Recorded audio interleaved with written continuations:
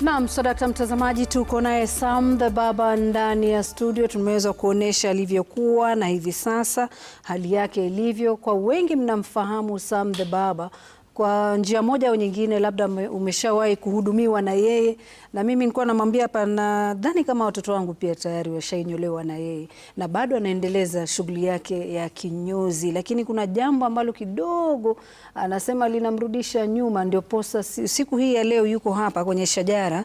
Kidogo kishachelewa, lakini nina imani kwamba siku hii ya leo tutaweza kumsaidia Sam the Baba, manake amekuwa akiitisha usaidizi sana katika mtandao wa TikTok, na hii leo sisi kama runinga ya Citizen TV tunampatia platform ambayo wewe mtazamaji, kwa yule ambaye sio fan wa TikTok, uweze kutazama na kusikia historia yake, tuweze kumsaidia. Anasema kwamba kilio chake ni kimoja tu, matibabu yanahitaji pesa nyingi, na leo tutaweka tuzungumze mengi. Sam, kwa mtazamaji asiyekufahamu, dieleze Sam the Baba ni nani? Kiangalia kuelekea. Sam Kitiki ni kinyozi, na kwa masomo wangu watu wengi wananijua kama mimi na shahada ya udaktari na shahada ya computer science na pia na shahada ya theolojia. Kwa hivyo niliacha masomo yote nifuate kile ambacho nachopenda, na hiyo ni kunyoa. Na kwa kunyoa nimepatana na watu wengi, na pia nimeshirikishwa katika mashindano ya kunyoa hapa humu Kenya na pia dunia nzima. Kwa hivyo ni kitu ambacho napenda sana, na mara nyingi napenda kunyoa watoto wadogo kwa sababu inanipa raha. Na napenda watoto sana. Unaona ile transformation, mtoto akijiona amebadilika na furaha. Yeah, inanipa furaha sana, na mara mingi napenda kufanya kazi na watoto ambao wako na autism kwa sababu ni kipaji ambacho Mungu alinipea. Unaweza wazungumzia? Naweza wazungumzia. Hata mimi nikishika mtoto wako yaweza akakukataa. Na akatulia mtoto. Na akatulia. Mwelekezi, sijui kama una picha za design kalikali za Sam watu waweze kumuona, lakini mbali na hiyo, Sam, ulianza kugonjeka lini? Wakati gani uliona kwamba mwili wangu hauko sawa? Mwaka uliopita kuanzia pale December 2024. Mwili wangu ulianza kubadilika kwa sababu mimi nilikuwa napenda sana kuinua vyuma, nilikuwa na misuli, nilikuwa na kama karibia kilo 170. Nikaona mwili wangu unaanza kubadilika, nikaanza kuumwa na tumbo, na huo wakati at least nilikuwa na hela vizuri. Kwa sababu ukiangalia pia kazi yangu ilikuwa inaendelea sawa. Watu wengi walikuwa wananijua Mombasa, na nilivyoanza kuumwa na tumbo nachukua dawa painkillers, naona hali yangu tu ni iko sawa. Nile Mombasa mboni gesi. Unavumilia kama mwanaume. Kumbe mimi sikuwa najua mimi nakuwa mgonjwa. Saa ilivyofika Januari mwaka uliopita, ndio nikaanza kuona mabadiliko kwa mwili wangu, nikaanza kufura tumbo, nikula chakula kidogo na shiba. Sasa ikafika mahali nikaanza kutapika damu, nikaanza kupoteza kilo kwa mwili, nikaanza kuwa mweupe. Watu wakaanza kuniambia Sam wajichubua, nikamwambia hapana, sijui nini nafanyika. Kumbe ni ile saratani imeanza kujionyeshana. Sasa kuna siku wakati moja mwezi wa pili ikafika nimepungua mpaka watu wakaanza kusema nina ukimwi. Kabidi sasa niende hospitali. Kwa sababu hiyo siku naikumbuka vizuri sana. Nilikuwa kazini, nikaanza kutapika damu. Sasa ile choo nikaitapika. Nilikuwa na hapa, itabidi niende hospitali. Niende hospitali.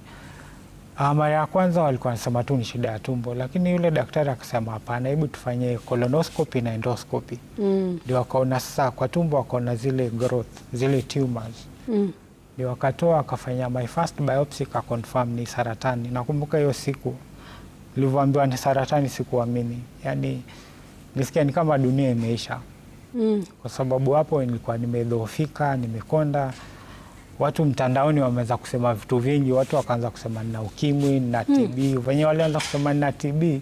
Sasa hiyo ndio ikapoteza wateja wengi. Kwa sababu mtu hawezi kuja na anajua uko na TB, unaona?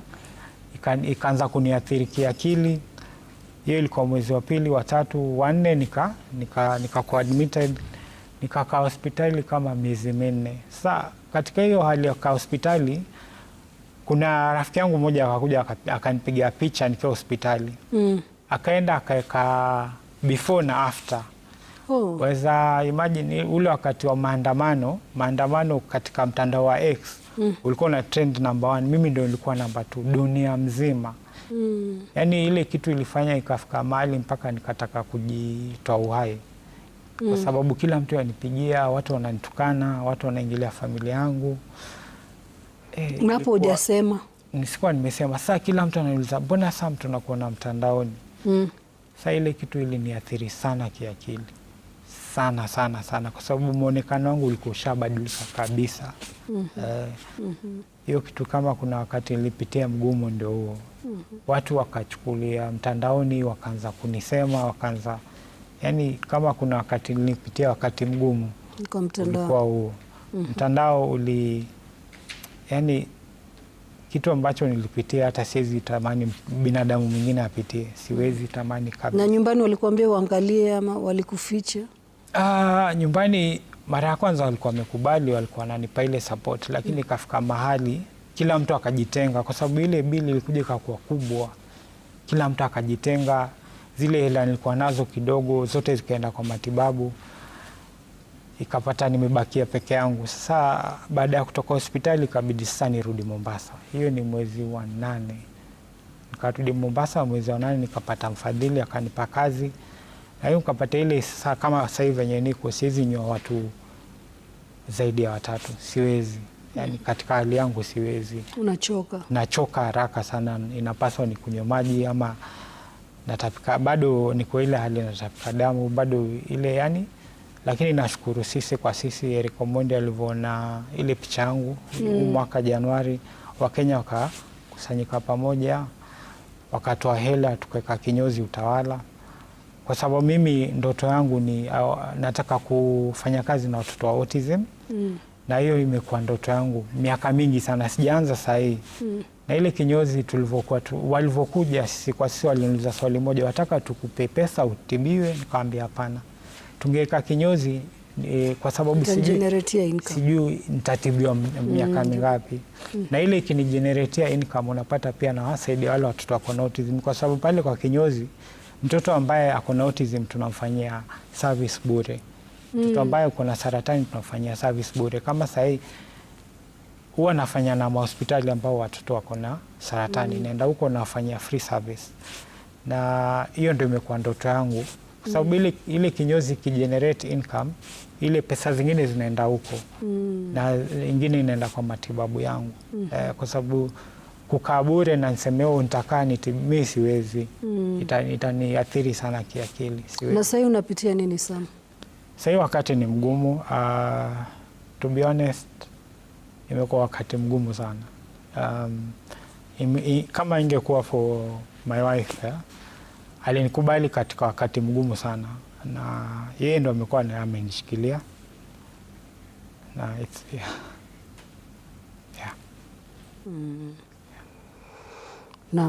Na kwa hivi sasa Sam, ni kitu gani wewe kama Sam the Baba ungehitaji mtazamaji kwa hivi sasa ni kutazama uweze kusaidika?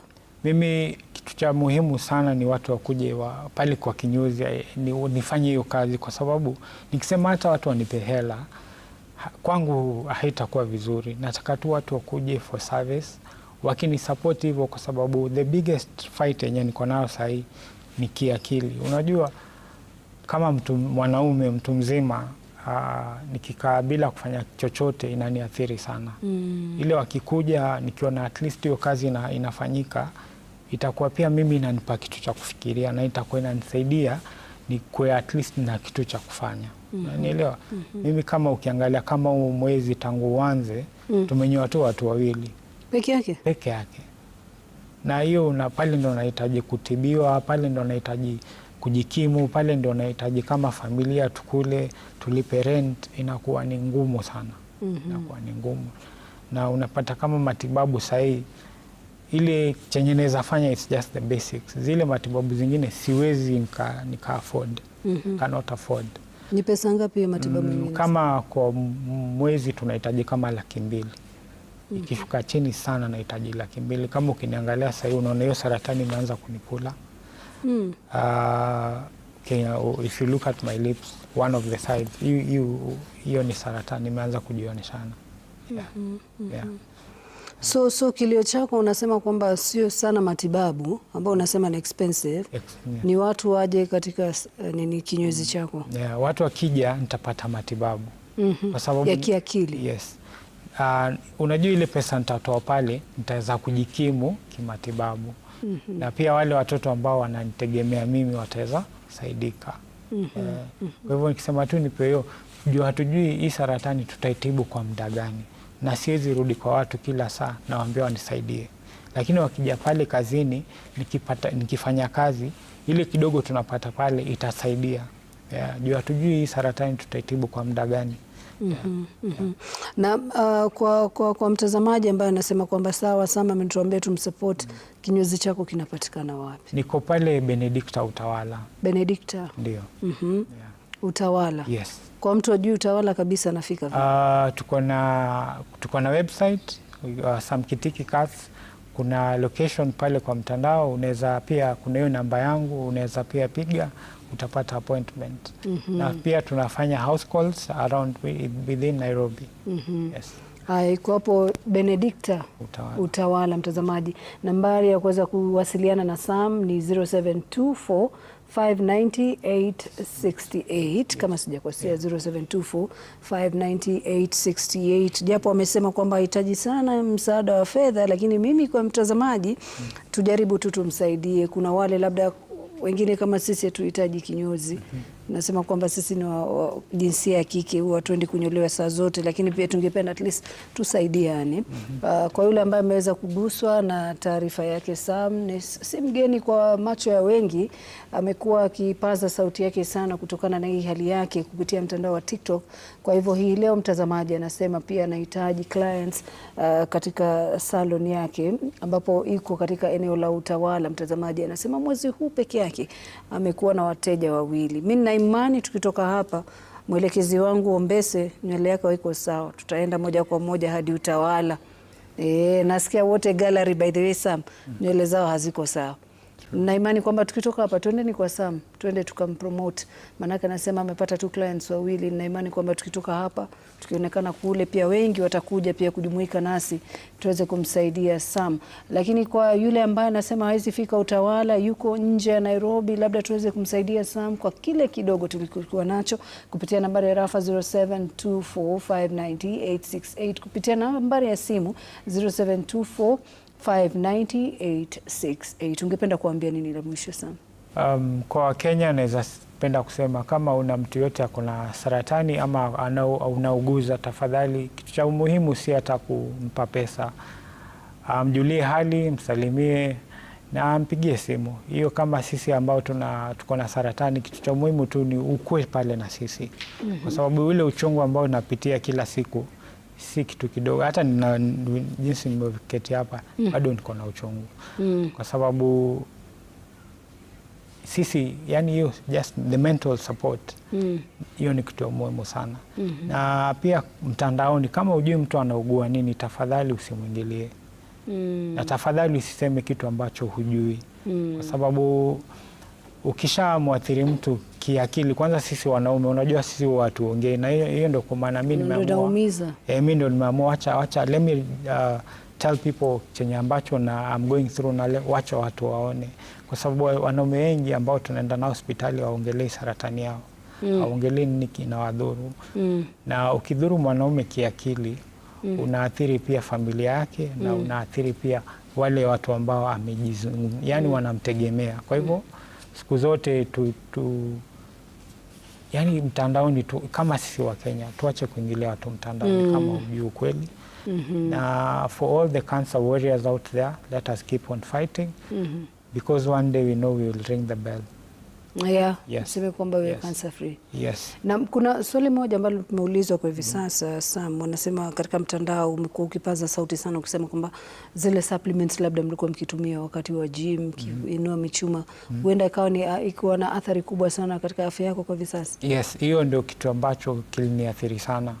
Kwa sababu mimi ukiangalia nilivyokuwa nainua misuli, hizo supplements kama zile steroids nilikuwa najidunga, nilikuwa natumia hizo Mega Mass, nilikuwa yani hakuna supplement ambayo sijatumia. Na hiyo imeniathiri sana.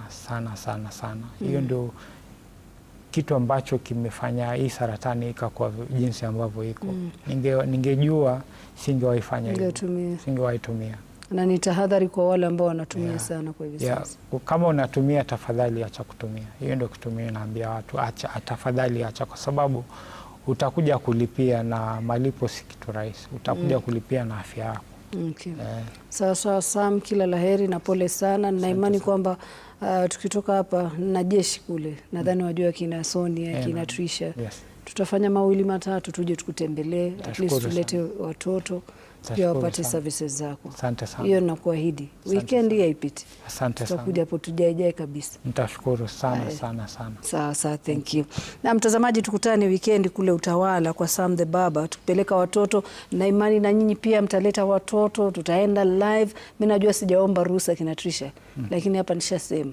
Nishasema tutafanya. Asante sana. Sawa, shukran sana mtazamaji. Tumekuwa naye Sam the Baba kidogo. Baada muda usiokuwa mrefu tutarudi tena na DJ Smiles. Usiende mbali.